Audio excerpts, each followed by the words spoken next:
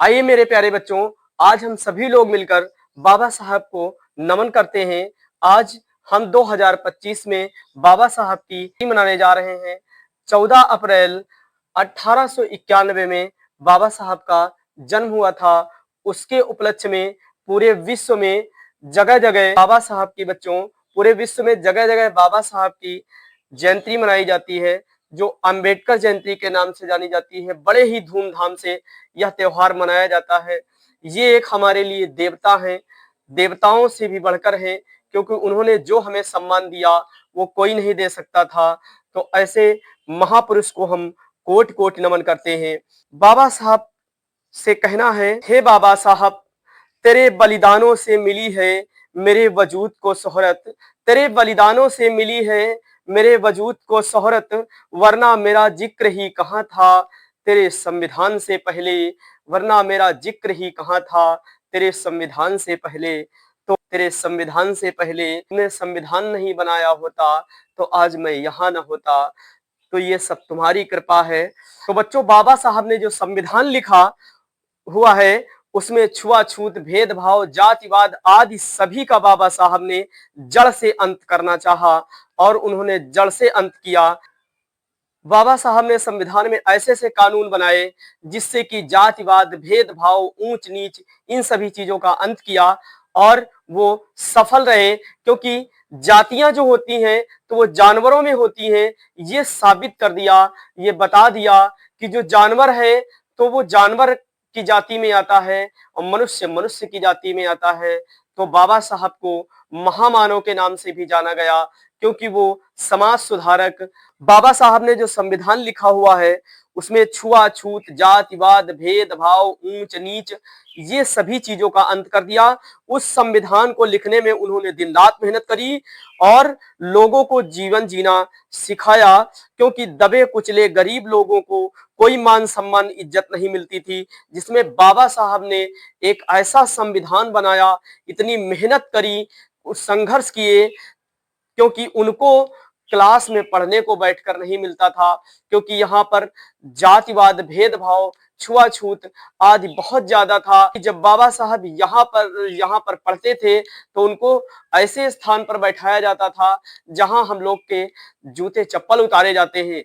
उन संघर्षों को सहते हुए लेकिन शेर कहते हैं ना कि शेर कभी सियार नहीं होता, तो वो शेर थे, तो शेरों की तरह वो लड़ते रहे उन सियारों से और वो सियार कभी पीछे नहीं हटे, हमेशा सियार सिंह ही करते रहे। लेकिन फिर भी बाबा साहब रात दिन लड़ते रहे और उस लड़ाई से बाबा साहब ने बच्चों क्या किया कि एक दिन उन सब सियारों की जड़ें काट दी और संविधान लिखकर तैयार किया। उस संविधान में छुआछूत, जातिवाद, भेदभाव, ऊंच नीच और समान शिक्षा का अधिकार दिया, समता का अधिकार दिया। अनुच्छेद 17 में उन्होंने लिखा कि आज से छुआछूत का अंत किया जाता है, लेकिन इन मक्कार लोगों के द्वारा आज भी छुआछूत का अंत नहीं हुआ। तो बाबा साहब का कहना था कि शिक्षित बनो, संगठित रहो, संघर्ष करो, तभी आप अपने अधिकार को प्राप्त कर सकते हो। महिलाओं को देश में पढ़ने का अधिकार नहीं था। अब ये बताइए, क्या महिलाएं पढ़ नहीं सकती? क्यों नहीं पढ़ सकती? बेटा, जिसको भी ईश्वर ने जन्म दिया है उसका संपूर्ण अधिकार है कि वो हर प्राकृतिक चीज को प्राप्त कर सकता है। इन सब चीजों को बाबा साहब ने बिल्कुल तुम्हारे समक्ष अर्पित कर दिया, समर्पित कर दिया। इन सब चीजों को बाबा साहब ने आप सभी के सामने लाकर रख दिया। अपने अधिकारों के द्वारा, लड़ाइयों के द्वारा वो लड़ाइयां लड़ते रहे कि किसी दिन मैं इनको सभी अधिकार दिलाकर रहूंगा, और उन्होंने सभी अधिकार दिलाए। लेकिन लोगों के द्वारा आज भी हमारे सभी के साथ छुआछूत, भेदभाव किया जाता है, क्योंकि कभी भी हो गरीब कुचले लोगों को हमेशा दबाया ही जाता है। यदि कोई अमीर होगा तो उसका पक्ष जरूर लेने वाला होगा, लेकिन कोई गरीब होगा तो उसका पक्ष लेने वाला नहीं होगा। यहाँ पर बाबा साहब ने दो बातें कही। कहा कि घंटियां दो प्रकार की बजेंगी, एक घंटी आपके मंदिर की बजेगी और एक घंटी विद्यालय की बजेगी। यदि आप मंदिर पुष्प लेकर जाओगे तो पूजा करना और भीख मांगना सीखोगे, लेकिन जब कलम लेकर आप विद्यालय जाओगे तो आप देश को चलाओगे और अपने अधिकारों को पाओगे। तो ऐसे ऐसे कानून, ऐसी ऐसी व्यवस्थाएं बाबा साहब ने दिन रात संघर्ष करते हुए, मेहनत करते हुए, उस समय में बाबा साहब का कोई भी सपोर्ट करने वाला नहीं था, अकेले ही सबसे लड़ते रहे। एक शेर अकेला ही बहुत कुछ होता है, तो वो शेरों की तरह दहाड़ते रहे, गधों की तरह नहीं। क्योंकि गधे की तो आदत होती है कि थोड़ी देर हिलाना और फिर लौट जाना। आप गधे को कितना भी नहला धुला दो, लेकिन वो लौट ही जाता है, क्योंकि उसकी आदत है। तो बाबा इंसान बनाया है, तो हमें इंसान वाले कार्य करने हैं। ये गधों के काम है, छुआछूत, भेदभाव, ऊंच नीच, क्योंकि गधे की आदत है कि वो लौट ही जाएगा और लौटने के बाद जब उठेगा तो उस जगह को पूरा गंदा कर देगा, तभी वो उठेगा। और हम लोगों के बाबा साहब ने ये सिखाया है कि शेर की जिंदगी जियो और कुत्तों वाली और गधों वाली जिंदगी नहीं जीनी। हमें एक एक शेर की तरह जिंदगी जीना है, हमें मानव बनकर रहना है, हमें ऊंच नीच, भेदभाव, जातिवाद आदि सभी चीजों का अंत करना है, सभी से प्रेम भाव से रहना है और अपने अधिकारों को प्राप्त करना है। लेकिन उन सभी चीजों के पहले आपको पढ़ना होगा, मेहनत करनी होगी, तो अपने अधिकारों को प्राप्त करेगा और वही सबसे बड़ा अमीर होगा। तो विद्यालय जाओ बच्चों, पढ़ाई करो। नहीं यकीन होता तो आप खुद देख लो, जब हमारे देश का संविधान नहीं था तो हम सब गुलाम हुआ करते थे, हम सब आजाद नहीं थे, हम सभी गुलामी की जिंदगी जीते थे, गुलाम हुआ करते थे। ये किसी देवी देवता की देन नहीं, ये हमारे बाबा साहब की देन है, जो आज हम सभी लोग पढ़े लिखे शिक्षित हैं। नहीं तो आज कोई भी देवी देवता हमारा साथ नहीं दे रहा होता। ये सब बाबा साहब के दिए हुए अधिकार हैं, इसे मत भूलो।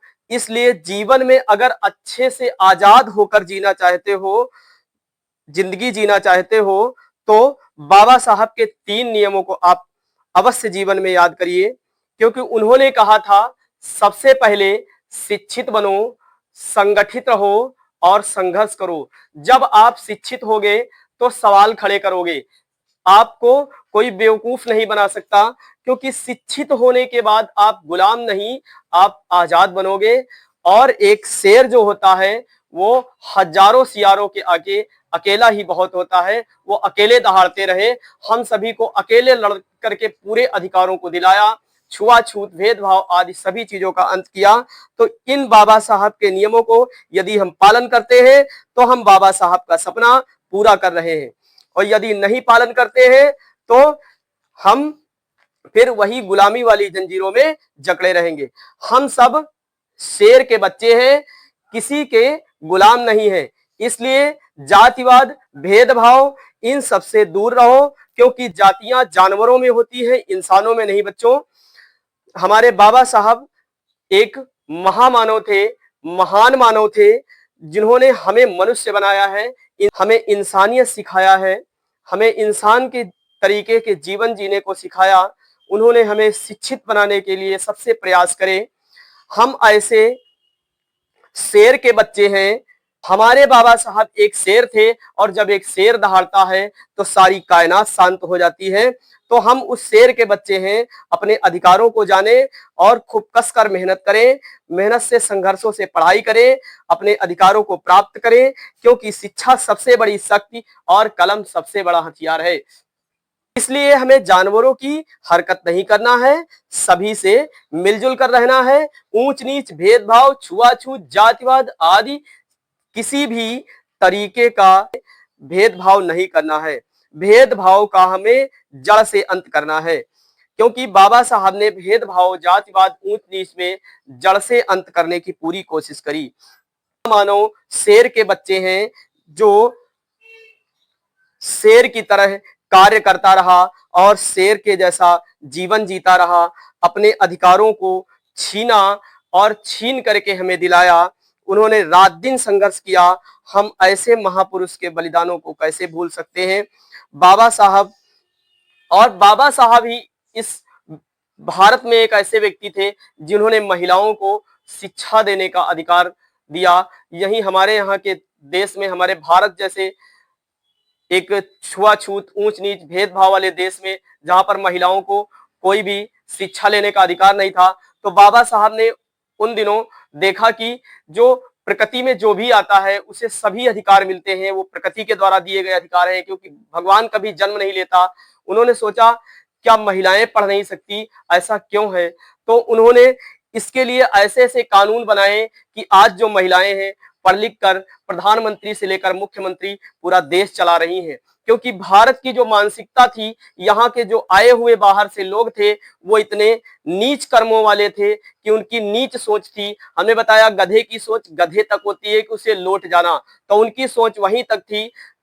और जब उसके बाद में उन लोगों ने लगातार अत्याचार करते रहे, छुआछूत भेदभाव करते रहे, उन सभी चीजों को बाबा साहब ने हटाने के लिए दिन रात मेहनत करके हम सबको आगे बढ़ाया और महिलाओं को अधिक से अधिक शिक्षा दिलाया।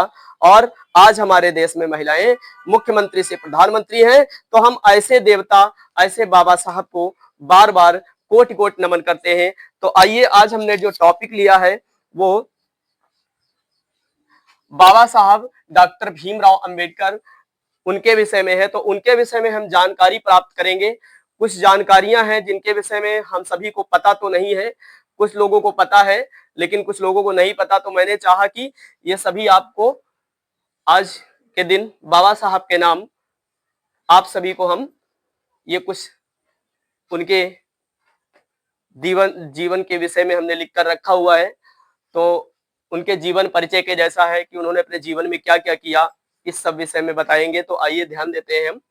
यहाँ पर है डॉक्टर भीमराव अंबेडकर जी का जन्म। हम कह रहे हैं डॉक्टर भीमराव अंबेडकर जी का जन्म क्योंकि उनको जी नहीं, उनको देवी देवता या उपाधि भी दी जाए बच्चों तो वो कम है।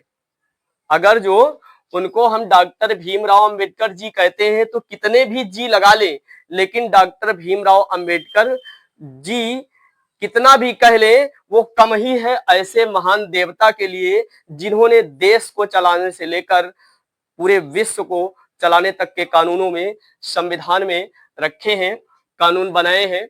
तो डॉक्टर भीमराव अंबेडकर जी का जन्म 14 अप्रैल 1891 में हुआ था। जब 14, इसके पहले हमारा देश गुलाम हुआ करता था, छुआछूत भेदभाव आदि बहुत सारी चीजें थी।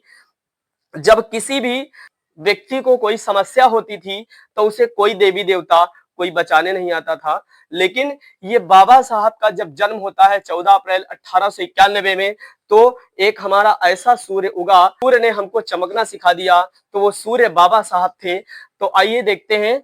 14 अप्रैल 1891 में मध्य प्रदेश महू छावनी में हुआ था बाबा साहब डॉक्टर भीमराव अंबेडकर जी का जन्म, जो इंदौर में पड़ता है।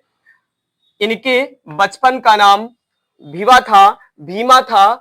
इनके पिता का नाम बच्चों रामजी मालो जी सकपाल था। रामजी मालो जी सकपाल इनके पिताजी का नाम था। ब्रिटिश इंडिया आर्मी में रामजी राव जो सूबेदार हुआ करते थे, उस समय अंग्रेजों का शासन था। ब्रिटिश इंडिया में जो रामजी राव हुआ करते थे वो सूबेदार बच्चों हुआ करते थे और एक शाकाहारी परिवार से थे, जहां पर कि कोई ऊट पटांग की चीजें नहीं खाते थे। तभी उनका माइंड इतना बेटर चलता था, क्योंकि खाने पीने से जैसा भोजन होगा वैसा मन चलेगा। तो अगर जो बात करें, उनके पिताजी कबीर पंथ के अनुयायी थे और कबीर पंथ एक ऐसा पंथ है जो कि किसी पर भी विश्वास नहीं करता, केवल ईश्वर पर करता है। और वो बताता है कि ईश्वर निराकार है, यहाँ कोई जन्म लेकर वो नहीं आता, वो एक है और सभी के लिए वो एक जैसे नियम बनाकर रखता है। तो यहाँ पर भगवान तो पैदा हो ही नहीं सकता। यदि हम माने तो हमारे भगवान कौन हुए? डॉक्टर बाबा साहब भीमराव अंबेडकर हुए, क्योंकि उन्होंने हमें हर चीज प्राप्त कराने की पूरी कोशिश करी और रात दिन संघर्ष करके हमें प्राप्त कराया। तो उनके लिए हम बार बार कोट कोट नमन करते हैं। और उनको, जहां देश एक ऐसा देश था, गधों की जातियां होती सुना है, कुत्तों की जातियां होती, लेकिन इंसानों की जातियां हमने नहीं सुना, क्योंकि इंग्लिश में एक वर्ड है कॉमन नाउन। तो कॉमन नाउन का मतलब होता है जातियां जानवरों की होती है, इंसानों के नहीं। लेकिन वहां मध्य प्रदेश महू में एक ऐसा तालाब था जहां पर कुत्ता पानी पी सकता था, तो वो अछूत नहीं होता था। लेकिन कोई गरीब और कुचला आदमी पानी पी ले तो वो नीच हो जाता था। तो तो वो तालाब का नाम महाड़ था। उस तालाब के नाम पर बाबा साहब का नाम महाड़ रखा गया और उसी से संबंधित चमार रखा गया और इन सबको दलित कहा गया। अब दलित का मतलब बच्चों होता है जो दबे कुचले गरीब, उनको दलित कह सकते हैं हम। उसकी जाति कोई नहीं है, उसे हम दलित कह सकते हैं। जो पढ़ा लिखा नहीं होगा, भीख मांग रहा है, उसे दलित कह सकते हैं। जातियां नहीं होती, उस जो पढ़ा लिखा नहीं है उसे दलित कह सकते हैं, गरीब है उसे दलित कह सकते हैं, हम दलित कह सकते हैं, कोई भी कह सकता है। ये एक शब्द है, ये एक मानसिकता है, बाकी ऐसा कुछ नहीं है। इंसानों की जातियां केवल इंसान ही होती है और बाकी जानवरों की जातियां होती हैं। तो आइए बच्चों यहां पर देखते हैं, इनकी जो बाबा साहब की पत्नी थी वो रमाबाई और दूसरी पत्नी सविताबाई अंबेडकर थी। जो रमाबाई थी इनकी पहली पत्नी थी। बाबा साहब के जीवन में उन्होंने बहुत सारा संघर्ष किया और बाबा साहब को पढ़ाई में लेकर हर चीज में वो हमेशा जिंदगी भर सपोर्ट करती रही और बाबा साहब ने हम लोगों के संघर्षों के लिए अपने बच्चों का बलिदान दे दिया।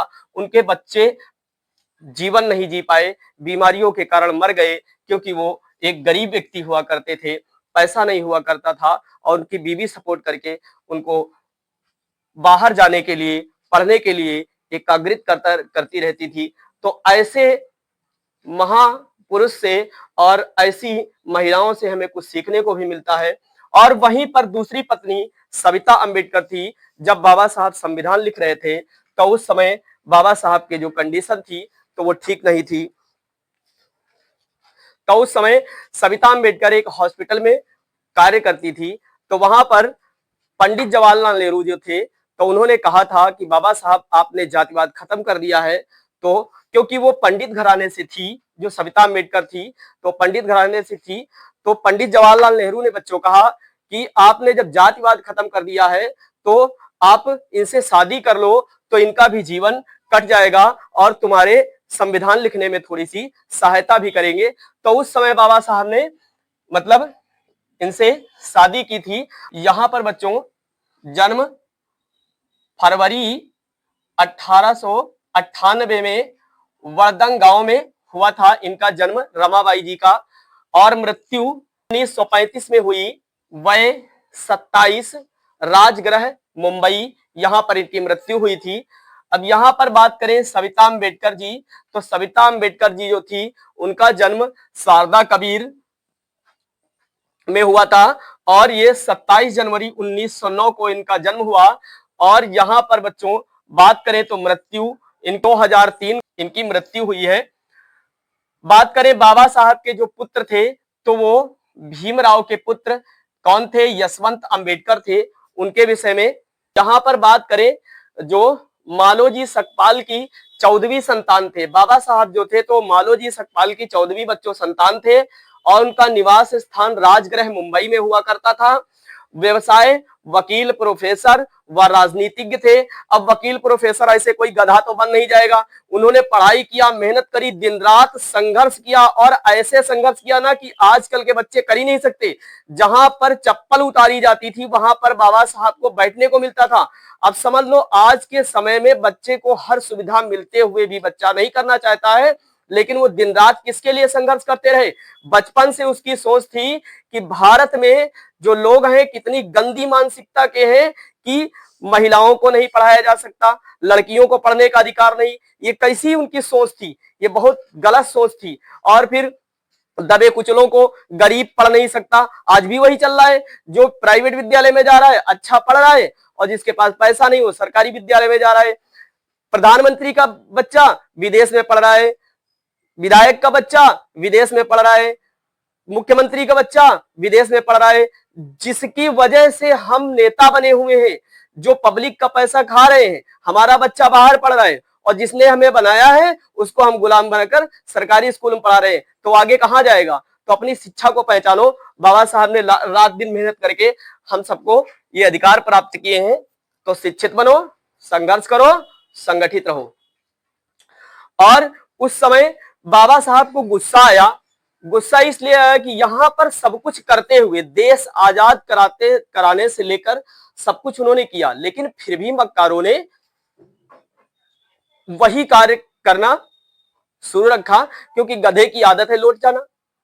तो वो कार्य लगातार वही कार्य करते रहे जो नीचता वाले कार्य थे।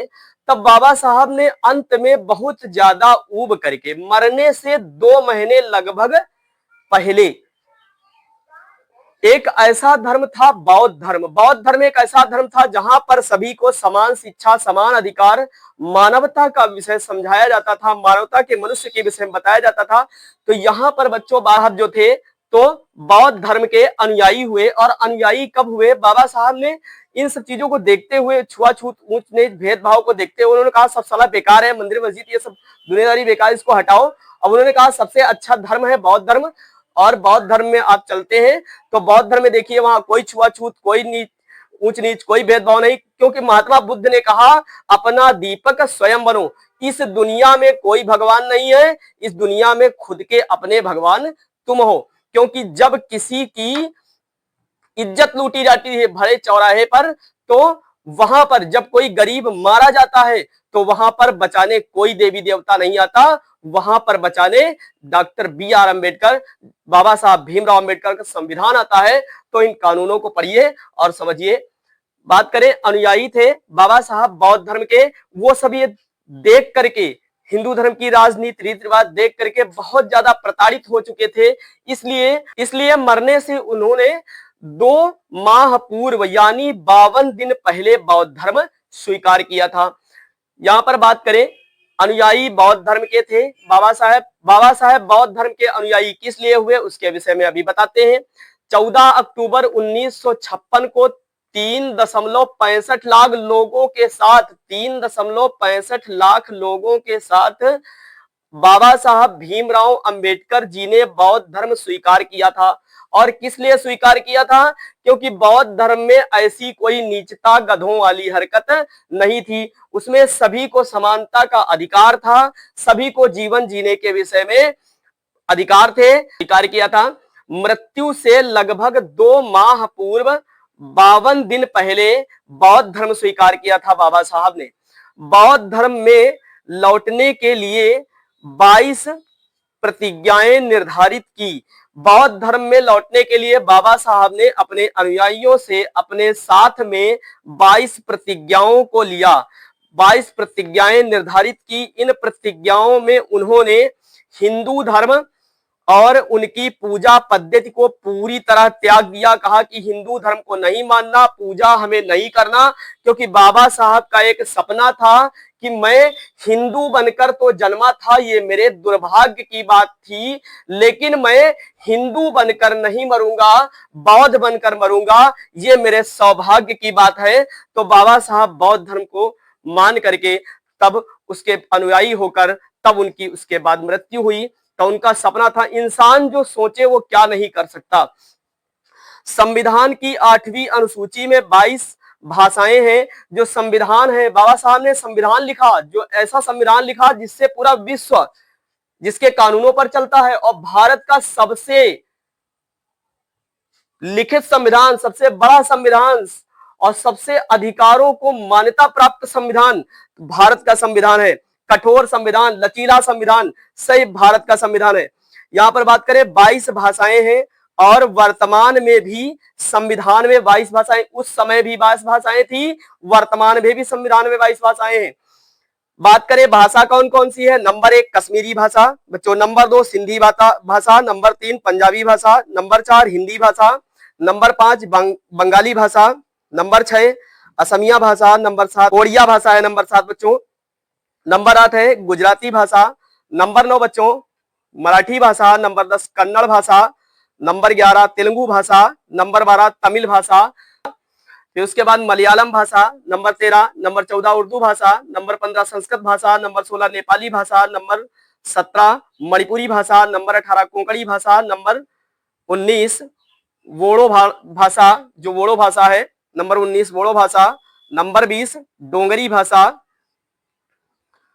नंबर 21 मैथिली भाषा, नंबर 22 संथाली भाषा। अब बात करते हैं बाबा साहब ने अपने जीवन में इतना बड़ा संविधान कैसे लिखा। यदि वो पढ़े लिखे नहीं होते और उनको ज्ञान नहीं होता तो इस संविधान को लिखने में वो पूरी ताकत नहीं लगा सकते थे।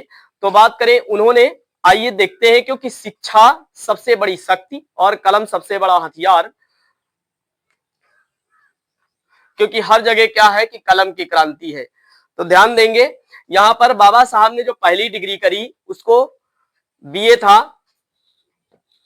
बीए करी, ये डिग्री है। अब ये ना सोचो कि बाबा साहब ने हाई स्कूल इंटर नहीं किया होगा, उन्होंने सब किया, लेकिन उस समय उस जमाने में उनको बैठने को नहीं मिलता था, लेकिन फिर भी उन्होंने मतलब मैट्रिक परीक्षा पास करी थी स्कूल की खिड़कियों से पढ़ पढ़ करके। तब उनके बाद बाबा साहब ने इंटर पास किया, फिर उसकी बहुत सारी समस्याएं झेलते रहे। उनकी कहानी बताया जाए तो बहुत लंबा चला जाएगा। तो यहाँ पर बहुत सारी समस्याओं को झेलते हुए फिर उन्होंने बीए किया बड़ी मुश्किल से, जिसे बैचलर ऑफ आर्ट्स कहा जाता था, और ये मुंबई से किया था उन्होंने बैचलर ऑफ आर्ट्स। अब बात करें एमए किया, एमए मास्टर ऑफ आर्ट्स होता है, एमएससी किया मास्टर ऑफ साइंस होता है, एलएलबी किया बैचलर ऑफ लॉज होता है बच्चों, पीएचडी किया डॉक्टर ऑफ फिलोसॉफी ये जो थी। तो यहाँ पर कोलंबिया यूनिवर्सिटी से किया, जी अमेरिका में पड़ता है, 1917 में बच्चों। यहाँ पर अब बात करें डीएससी करी जिसे डॉक्टर ऑफ साइंस कहा जाता है, और डीलिट करा, डीलिट जो होता है डॉक्टर ऑफ लिटरेचर, ये डिग्री इन्होंने प्राप्त करी। अब बात करें बीएल, जो बीएल होता है barrister and law, barrister and law किया इन्होंने। एलएलएम किया मास्टर ऑफ लॉ, एलएलएम किया, एलएलबी के बाद होता है। यहाँ पर 10वीं इन्होंने डिग्री जो करी इकोनॉमिक्स से एमए किया, 11वीं डिग्री इकोनॉमिक्स से एमएससी किया, इकोनॉमिक्स से, यहाँ पर इकोनॉमिक से उन्होंने एमए किया, इकोनॉमिक्स से उन्होंने एमएससी किया, और यहाँ पर जो 12वीं उनके पास डिग्री थी समाज शास्त्र में एमए किया। उसके बाद 13वीं उनकी डिग्री समाज शास्त्र में एमएससी किया, 14वीं इतिहास में उन्होंने एमए किया, 15वीं डिग्री दर्शन शास्त्र में उन्होंने एमए किया, 16वीं डिग्री राजनीति में उन्होंने एमए किया, 17वीं डिग्री उन्होंने मानव विज्ञान में, 17वीं डिग्री मानव विज्ञान में एमए किया, 18वीं डिग्री मनोविज्ञान में एमए किया, अंग्रेजी साहित्य जिसे इंग्लिश लिटरेचर कहते हैं उसमें एमए किया, एमए का मतलब मास्टर ऑफ आर्ट्स होता है। यहाँ पर 20वीं डिग्री जर्मन में उन्होंने एमए किया, जर्मन भाषा में उन्होंने एमए किया, पब्लिक में उन्होंने एमए किया, प्रशासन में एमए किया, पब्लिक को प्रशासन कहते हैं उसी में एमए किया, 22 अर्थशास्त्र में उन्होंने एमए किया, और 1915 में ये भी कोलंबिया यूनिवर्सिटी में अमेरिका में किया उन्होंने। 23 डिग्री, जो 23वीं डिग्री थी उन्होंने गणित में एमए किया, और 24वीं डिग्री उनके पास भाषा विज्ञान में एमए किया, 25वीं डिग्री उनके पास तुलनात्मक धर्म में एमए किया, 26वीं डिग्री श्रम अर्थशास्त्र में एमए किया, विधि एवं न्याय में एमए किया, 28वीं डिग्री अंतरराष्ट्रीय कानूनों में एमए किया, 29वीं डिग्री धर्म में समाज शास्त्र में डिग्री किया। यहाँ पर 30वीं डिग्री उनकी थी अंतरराष्ट्रीय अर्थशास्त्र में एमए किया, 31वीं डिग्री थी राजनीति विज्ञान में एमए किया, 32वीं डिग्री थी अर्थशास्त्र में एमए किया। ये उनकी 32 डिग्रियां बाबा साहब के जीवन को बदलती हैं, और संविधान उन्होंने ऐसा लिखा कि सभी को पूरे अधिकार दिलाए, पूरी ताकत लगा दी। अब बात करें यहाँ पर बाबा साहब को बोधिसत्व कहा गया, बाबा साहब को बोधिसत्व कहा गया क्योंकि बौद्ध धर्म के अनुयायी थे, बौद्ध धर्म को माना, और 1995 में बोधिसत्व बने बाबा साहब। भारत रत्न 1990 में बने। द ग्रेटेस्ट इंडिया, उन्हें ग्रेटेस्ट इंडिया 2012 में कहा गया, क्योंकि कोलंबिया यूनिवर्सिटी में देखा गया कि ऐसा पूरी दुनिया में कोई पढ़ा लिखा व्यक्ति नहीं रहा, मतलब इतना बुद्धिमान व्यक्ति नहीं पैदा हुआ, इसलिए उन्हें घोषित कर दिया गया द ग्रेटेस्ट इंडिया 2012 में अमेरिका में घोषित किया गया। अब बात करें यहाँ पर अगला पॉइंट है संविधान प्रारूप व मसौदा समिति के अध्यक्ष 19 अगस्त 1947 को नियुक्त किए गए। 1900 यहाँ पर जो संविधान प्रारूप व समझौता समिति के अध्यक्ष 29 अगस्त 1947 को नियुक्त किए गए। समझौता बोलिए, अच्छा। संविधान प्रारूप व मसौदा समिति के अध्यक्ष 29 अगस्त 1947 को बाबा साहब को नियुक्त किया गया। अब बात करें हम कुछ संविधान के विषय में और भी बात कर लेते हैं। संविधान को लिखने में 2 साल 11 माह 18 दिन का समय लगा, ये आप सभी को अच्छे से पता होगा। पूरे संविधान में 395 अनुच्छेद, 22 भाग, 8 अनुसूचियां उस समय हुआ करती थी। वर्तमान समय में अब 448 अनुच्छेद, 25 भाग और 12 अनुसूचियां हैं। 7 लोगों का बच्चों, 7 लोगों का संविधान लिखने में योगदान रहा। हम 7 लोगों को योगदान दिया गया कि 7 लोग मिलकर संविधान लिख रहे थे शुरू में, जिसमें डॉक्टर भीमराव अंबेडकर मुख्य रूप से 6 लोगों की अध्यक्षता कर रहे थे, जिन्हें देश के संविधान का रचनाकार कहा जाता है। देश के संविधान का रचनाकार कहा जाता है। 6 लोगों में 3 लोगों की तो मृत्यु हो गई थी संविधान लिखते लिखते। कुछ लोग बीच में छोड़ कर गए तो कुछ लोग वापस रख दिए गए उनकी जगह पर। अब यहाँ पर 3 लोगों की तो संविधान लिखने में मृत्यु हो गई, और 3 लोग बताते हैं ना कि जिसको काम नहीं करना होता है तो वो कोई ना कोई बहाना बनाता है। जो लेबर होता है तो वो एक दिन छुट्टी मारता है, फिर दूसरे दिन, लेकिन मिस्त्री कंटिन्यू जुटा रहता है, और जो मिस्त्री होता है वही मकान तैयार करता है। तो देखते हैं मिस्त्री कौन है। तभी उनको कहा गया कि बाबा साहब भीमराव अंबेडकर संविधान रचयिता, क्योंकि मिस्त्री अंत तक बिल्डिंग बनाता है, वो काम छोड़कर नहीं भागता, क्योंकि काम छोड़ने का काम मक्कारों का होता है, शेरों का नहीं। तो यहाँ पर 3 लोग जो थे तो उनकी तो मृत्यु हो गई, और 3 लोग संविधान का कार्य छोड़कर चले गए। भाई उनकी मृत्यु हो गई, धन्यवाद इसलिए कहा क्योंकि वो जब तक जुटे तो रहे, कार्य तो करते रहे, मक्कारों की तरह भागे तो नहीं, इसलिए उनको धन्यवाद संविधान लिखने के लिए। क्योंकि ऐसे महान लोग यदि योगदान न दिया होता तो आज संविधान नहीं बना होता। और 3 लोग जो कामचोर थे वो काम छोड़कर किसी समस्या को बताकर भाग गए। अब अंत तक संविधान पर कार्य करते रहे हमारे बाबा साहब डॉक्टर भीमराव अंबेडकर जी, और बड़ी कठिनाई से ये हमारा संविधान 2 साल 11 माह 18 दिन में बनकर तैयार हुआ। बाबा साहब को संविधान रचयिता, बाबा साहब को इसीलिए संविधान रचयिता कहा जाता है, और संविधान का पिता, भारत रत्न आदि नामों से पूरे विश्व में जाना जाता है। यदि इंडिया में जानते होते तो नाम अब तक हटाकर सब बाहर कर दिए होते, तो उनको पूरे विश्व में इन सभी नामों से जाना जाता है।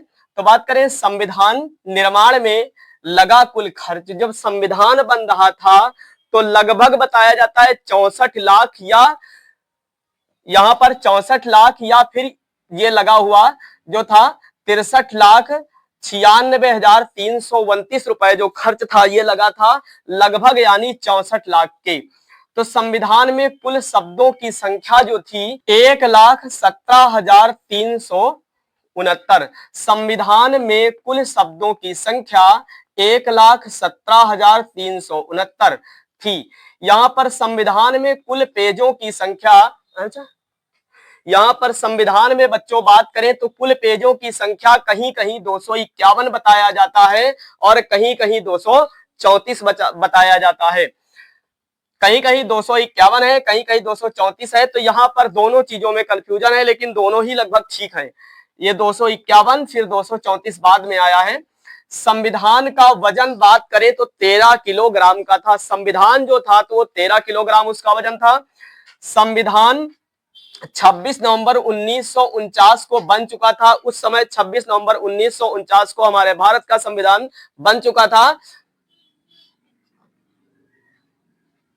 संविधान को लिखने में 432 या 254 पेन निब होल्डर लगे हुए थे, या उनका प्रयोग किया गया था। मतलब इतने पेनों का या इतनी निब का प्रयोग किया गया था। जैसे कि बताते हैं ना, जज जो है तो फांसी देने के बाद पेन की निब तोड़ देता है, वही वाली निब जो नोक होती है, ये कानून है। संविधान सभा की कुल 11 बैठक हुई। जो संविधान सभा में कुल बैठक हुई थी वो 11 हुई थी। 11 सत्र लगे थे, और जिनमें से 165 दिन लगे थे। उन 11 सत्रों में 165 दिन का समय लगा। संविधान सभा का गठन बच्चों, संविधान सभा का जो गठन हुआ वो जुलाई 1946 में संविधान सभा गठित की गई, उसका गठन हुआ। अगला पॉइंट कह रहा है संविधान सभा की पहली बैठक। जो संविधान सभा की पहली बैठक थी वो 9 दिसंबर 1946 को नई दिल्ली संविधान हॉल में हुई, जिसे संसद भवन कहा जाता है। और वहां पर प्रोग्राम हुआ था, तो वहां पर चमकीले लालटेन लटकाए गए थे उस स्वागत में। तो उन लालटेनों से पूरा मतलब जो संसद भवन था या संसद भवन वो सब चमक रहा था, चमकीले लैंपों से बच्चों वो सजाया गया था। नई दिल्ली में संविधान हॉल में मतलब जो हुई इसकी बैठक हुई थी। फिर देखते हैं संविधान सभा की पहली बैठक 9 दिसंबर 1946 को नई दिल्ली संविधान हॉल में हुई, संसद भवन में। यानी संविधान हॉल का मतलब है संसद भवन। उस दिन यहां पर चमकीले लैंप लटक रहे थे, यानी चमकीले लैंप से इसे सजाया गया था स्वागत के लिए। बात करते हैं, अगला पॉइंट कह रहा है संविधान सभा की दूसरी बैठक। संविधान सभा की जो दूसरी बैठक थी वो 10 दिसंबर 1946 को हुई थी। ये शायद ये नई दिल्ली सुबह 11 बजे आयोजित हुई थी। अब बात करें यहाँ पर, अगला पॉइंट कह रहा है संविधान सभा की तीसरी बैठक जो है बच्चों, तो तीसरी बैठक 13 दिसंबर 1946 और संविधान की सभा की चौथी बैठक व अंतिम बैठक जो हुई थी वह आखिरी बैठक, तो ये 24 जनवरी 1950 को बच्चों हुई। संविधान सभा को पारित किया गया तो 26 नवंबर 1900 को पारित किया गया था संविधान सभा को। संविधान लागू हुआ 26 जनवरी 1950 को। हमें आजादी प्राप्त हुई 15 अगस्त 1949 को, लेकिन संपूर्ण तरीके से संविधान लागू हुआ 26 जनवरी 1950 को। संविधान सभा ने राष्ट्रीय गीत वंदे मातरम जो था, राष्ट्रीय गीत था वंदे मातरम, जिसको बंकिम चंद्र चटर्जी जी द्वारा लिखा गया। बंकिम चंद्र चटर्जी जी के द्वारा लिखा गया। इसे लिखा गया है, जो वंदे मातरम है राष्ट्रीय गीत है, बंकिम चंद्र चटर्जी द्वारा लिखा गया ये गीत, जिसे गाने में 1 मिनट 9 सेकंड लगते हैं। बंगाल के कांतल पाड़ा गांव में ये इस गीत की वंदे मातरम गीत की रचना हुई थी। वंदे मातरम गीत की गीत जो था रचा गया, वंदे मातरम गीत रचा गया 1986 में। कलकत्ता अधिवेशन में वंदे मातरम गीत गाया गया। आजादी से 51 वर्ष पहले ये गाया गया था। सबसे पहली बार कलकत्ता अधिवेशन में वंदे मातरम गीत गाया गया था। तो बाबा साहब के विषय में ऐसी बहुत सारी जानकारियां हैं जिनको अगर जो पढ़ा जाए तो बहुत दिन लग जाएंगे। तो यहीं तक हमने आज इसका सेशन रखा, तो यहां तक आप पढ़िए।